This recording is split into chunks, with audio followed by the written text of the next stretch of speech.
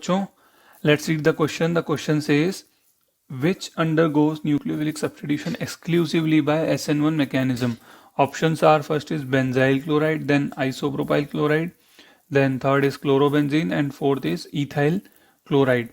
तो बच्चों ये क्वेश्चन करने के लिए जो की कॉन्सेप्ट हमको पता होना चाहिए वो है न्यूक्लियोफिलिक सब्स्टिट्यूशन. न्यूक्लियोफिलिक सब्स्टिट्यूशन, और उसमें भी फ्रेंड्स हमको SN1 रिएक्शन बहुत अच्छे से पता होना चाहिए. तो यहाँ पे 4 मॉलिक्यूल दिए हैं, ऑर्गेनिक मॉलिक्यूल, और पूछा है कि कौन सा मॉलिक्यूल ऐसा है जो सिर्फ SN1 exclusively SN1 reaction SN1 mechanism से न्यूक्लियोफिलिक सब्स्टिट्यूशन देगा. तो SN1 मैकेनिज्म क्या होता है? जैसे कि suppose this is the molecule, okay, and हमको ये न्यूक्लियोफाइल है Cl नेगेटिव. ठीक है, न्यूक्लियोफाइल क्या होता है? विच लव्स पॉजिटिव चार्ज. ओके, अब यहाँ पे OH नेगेटिव है, तो यहाँ पे एक न्यूक्लियोफाइल दूसरे न्यूक्लियोफाइल को रिप्लेस करेगा. ओके, अब होगा क्या कि ये SN1 मैकेनिज्म कैसे होता है, ये तो हमने एक रिएक्शन लिख दी. SN1 मैकेनिज्म फ्रेंड्स कैसे होगा? सबसे पहले क्या होगा कि ये CH3Cl जो है, सबसे पहले ये कार्बोकैटायन बनाएगा और Cl नेगेटिव यहाँ अलग हो जाएगा. फिर जो है आपका ये CH3 जो कार्बोकैटायन है, this will react with other nucleophile OH negative, और उसके बाद जो है ये CH3OH हमारा बन जाएगा. तो ये मैकेनिज्म होता है SN1 का. अब SN1 जो मैकेनिज्म है उसकी प्रोबेबिलिटी ज़्यादा कब होती है? जब ये कार्बोकैटायन स्टेबल होगा. मतलब अगर यहाँ लिखा हुआ है कि SN1 एक्सक्लूसिवली देना है, तो इसका मतलब क्या है कि कार्बोकैटायन जो है वो बहुत स्टेबल होना चाहिए. ठीक है, अगर कार्बोकैटायन स्टेबल होगा तो SN1 देगा. तो अभी चारों मॉलिक्यूल के कार्बोकैटायंस को हम देखते हैं. ओके, सबसे पहला है हमारा बेंजाइल क्लोराइड. तो ये benzyl, this is your benzyl chloride. तो यहाँ पे जब कार्बोकैटायन बनेगा तो चार्ज यहाँ पे आ जाएगा.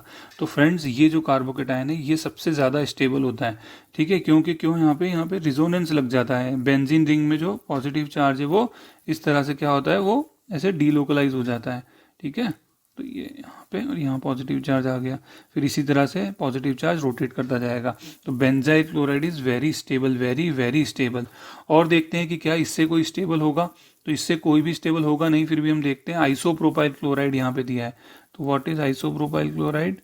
This is isopropyl chloride. यहाँ पे Cl लगा होगा. ठीक है, तो ये भी स्टेबल है पर इतना स्टेबल नहीं है. फिर हमको दिया हुआ है क्लोरोबेंजीन, तो क्लोरोबेंजीन इस तरह से बन जाएगा. ठीक है, और देन आपका इथाइल क्लोराइड, तो इथाइल क्लोराइड इस तरह से. ठीक है, तो सब जो कार्बोकैटायन है, लेकिन जो सबसे ज़्यादा स्टेबल है, सबसे ज़्यादा जहाँ पे पॉजिटिव चार्ज का डीलोकलाइजेशन होगा वो बेंजाइल क्लोराइड है.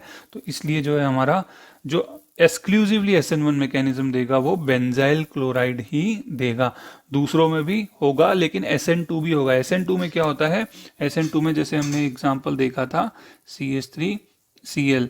ठीक है, तो यहाँ पे क्या होगा कि इसमें OH नेगेटिव जो होगा वो इस तरह से एक स्टेप होगी, और ये इस तरह से OH नेगेटिव पीछे से आएगा और आगे से हमारा Cl नेगेटिव चले जाएगा. ठीक है, दोनों साथ में हो रहा है. ओके, तो यहाँ पे क्या होगा, बेंजाइल क्लोराइड का कार्बोकैटायन बहुत स्टेबल है, और पीछे से आने के लिए फिर ये बेंजीन रिंग भी है यहाँ पे. तो इसलिए पीछे से आने, जब SN2 मैकेनिज्म को ये बेंजीन रिंग जो होगी वो स्टेरिक हिंड्रेंस देगी, और SN1 के लिए जो कार्बोकैटायन है वो बहुत स्टेबल है, इसलिए ये एक्सक्लूसिवली SN1 रिएक्शन देगी. Okay, hope you understand. Best of luck.